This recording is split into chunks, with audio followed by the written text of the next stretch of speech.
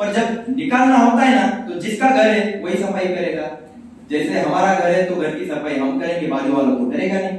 अब शरीर जो है भगवान का है, तो जैसा 13वें अध्याय में कहा है कि तब शरीरम कौन्तेय क्षेत्रमित्य विधीयते चेतद्यो वेत्ति तत्प्राहु क्षेत्रज्ञमिति तद्विदम्। अब क्षेत्र का मतलब होता है खेत। हम कहते हैं ना मेरा क्षेत्र इतना इतना है, क्षेत्र का मतलब होता है खेत, और क्षेत्रज्ञ का मतलब होता है मालिक, किसान। क्षेत्रज्ञ मतलब किसान। अब ये शरीर क्षेत्र है, खेत, और इसमें बैठा भगवान जो है वो है किसान, क्षेत्रज्ञ। अब जिसका खेत है वही सफाई करेगा। तो जब कूड़ा कचरा बढ़ने लगता है तब भीतर का भगवान 4 मार्ग से गंदगी बाहर निकालता है। एक टॉयलेट द्वारा, पेशाब द्वारा, स्कीने द्वारा, नाक मुंह से, प्रश्वास द्वारा। पाखाना से मतलब टॉयलेट द्वारा, प्रश्वास से मतलब नाक मुंह के द्वारा। अब जब हमें ये जो गंदगी है ये बाहर निकलती है, जैसे सर्दी है, उल्टी है, लूज मोशन से, कफ है ना, पिंपल्स से निकली हुई गंदगी है, जो भी गंदगी है, ये जब बाहर निकलना शुरू हो जाता है तो क्या इसे हम देख पाते हैं? हम इसे देख नहीं पाते हैं। पर ये किसके शरीर से निकल रही है? ये तो हमारे शरीर से निकल रही है। अब इतनी सारी गंदगी जब निकलती है हम देख नहीं पाते हैं, तो हम तब क्या करते हैं? तब हम पहले डॉक्टर के पास जाते हैं, और डॉक्टर के पास जाते हैं तो उनके पास से हम क्या लेते हैं? कोई एक दवा ले लेते हैं। अब दवा लेने से क्या होता है? हमें लगता है फायदा हो गया, सर दर्द था रुक गया, सर्दी खांसी बुखार था बंद हो गया, जो भी कुछ हमें तकलीफ हो गई थी वो तो रुक गई। तो अच्छी बात है, इसमें बुरा क्या है? जो हमें चाहिए वो तो मिल गया। और उससे क्या होता है?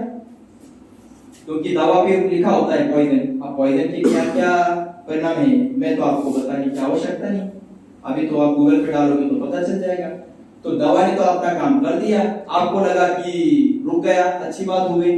तो मुझे बताओ, आप अपने घर की सफाई कर रहे हो, कचरा बाहर फेंक रहे हो, और कोई आकर अगर वो भीतर डालता है, फिर अंदर डालता है, रोक देता है, तो आप उससे खुश कैसे होगे? आप कहेंगे मैं तो सफाई कर रहा हूँ, आप रोक कैसे रहे? आप नाराज हो जाएंगे। वैसे भीतर का भगवान कूड़ा कचरा बाहर फेंक रहा था, आपने दवा डालकर अंदर डालकर उसको रोक दिया। अब उसका परिणाम क्या होगा? इसको एक्यूट डिसीज कहते हैं। जो आपके मित्र थे, जो आपको बता रहे थे कि आपको सफाई करनी है, सर्दी खांसी उल्टियां लूज मोशन बुखार, ये समझा रहे हैं कि अभी गटर चौक हो गई है, कूड़ा बाहर कचरा आ रहा है, गटर को साफ करना है, तो कचरा भी निकल दिया जाएगा, पर आप उसको सफाई नहीं कर रहे हैं। इसका परिणाम क्या होगा? जब आप ये दवा खाते हैं तो एक्यूट डिसीज का परिणाम कुछ दिनों के बाद क्रोनिक डिसीज में हो जाता है, और तब आपको ऐसी बीमारी आती है जिसकी आपको रोज दवा खानी पड़ती है। अब वो जो दवा है, फिर आपको जो मैं कहता हूँ, ये बीपी होगा या डायबिटीज होगा या थायराइड होगा या कोलेस्ट्रॉल होगा या जो भी कुछ होगा, जिसकी आप रोज दवा लेते हो, आप समझ लो कि आप बीमारी के बीच वाले पार्ट में आ गए हैं। अब उसका परिणाम कुछ दिनों के बाद ऐसा होता है, जैसे जैसे वाइटल पावर कम होती जाती है, इम्यून पावर कम होती है, वैसे वैसे तीसरा बीमारी जल्दी आ जाती है। इसका परिणाम होता है अनक्यूरेबल डिसीज में। अब उसमें क्या होता है? फिर dialysis, paralysis, heart attack, cancer, ऐसा कुछ भी हो सकता है। फिर डॉक्टर साहब कहते हैं कि आगे हमारे हाथ में कुछ नहीं है ना? फिर हम कहते हैं चलो अब भगवान के हाथ में है तो भगवान की प्रार्थना करें, और भगवान तब सुनते नहीं है, क्योंकि भगवान के पास तो डिपार्टमेंट ये है ही नहीं। तो ये डिपार्टमेंट किसके पास है? स्वास्थ्य का डिपार्टमेंट, ये तो भगवान के पास है ही नहीं। उसको तो ब्रह्मांड संभालना है, क्या मेरी बीमारी के लिए देखना है उनको? ऋषि मुनियों ने किसके पास स्वास्थ्य मांगा? आयुर्बलम यशोवर्चा प्रजा पशुमोसुनी च ब्रह्म प्रज्ञाच मेलाच वन्नो देहि वनस्पति। हे वनस्पति, हमें आयुष्य, बल, वैभव, समृद्धि, शक्ति प्रदान कर। अब क्यों उन्होंने वनस्पति के पास मांगा? क्योंकि भगवान ने गीता में खुद कहा है 15वें अध्याय में 14वां श्लोक, गामाविश्य भूतानि धारयाम्यहं ओजसा पुष्णामि च औषधि सर्वा सोमो भूत्वा रसात्मका। चंद्र प्रकाश द्वारा सभी वनस्पतियों में मैंने औषधि भर के रखी है। तो इस औषधि के पास मैं कभी गया? अरे जब लक्ष्मण को भी जब बाण लगा था तो सुषेण नाम के रावण के डॉक्टर ने हनुमान जी को जो भेजा था हिमालय में, तो वनस्पति तो लेकर आया, तो वही वनस्पति काम आई। वो वनस्पति ढूंढने के लिए हमें हिमालय में नहीं जाने की आवश्यकता। मेरे किचन में स्वास्थ्य है और मेरे किचन में ही बीमारी है। घर के बाहर दवा ढूंढने की जरूरत नहीं है, आपके घर से ही सब कुछ है। कस्तूरी कुंडल बसे मृग ढूंढे बनमाई, कस्तूरी मृग के पास होती है और वो वन में फिरता है, उसी प्रकार हमारे घर में सब कुछ है। और हम कहाँ कहाँ घूम रहे हैं, कभी एलोपैथी के पास, कभी होम्योपैथी के पास, कभी कभी क्या तो योगा है, कभी स्विमिंग है, कभी रनिंग है, कभी सोमूत्र थेरेपी, कभी गोमूत्र थेरेपी है, कभी चाइना थेरेपी, कभी अमेरिकन थेरेपी है, कितना कितना है। आपको पता है आज जो कैंसर है उसमें हम कितने नंबर पे, भारत तीसरे नंबर पे है। डायबिटीज में देखो चाइना वाले इतने डेवलप हो गए हैं, पहले नंबर पे डायबिटीज पे है, भारत दूसरे नंबर पे है। और जो हम डिप्रेशन बोलते हैं, जिस भारत को हम ऋषियों का, संतों का और 10 अवतार जिस भगवान ने दिए उस भगवान का देश कहते हैं, ऐसे भारत देश में जिसको दुर्लभ भारतीय जन्म कहते हैं, ऐसे भारत देश में हम डिप्रेशन में 5वें नंबर पे है।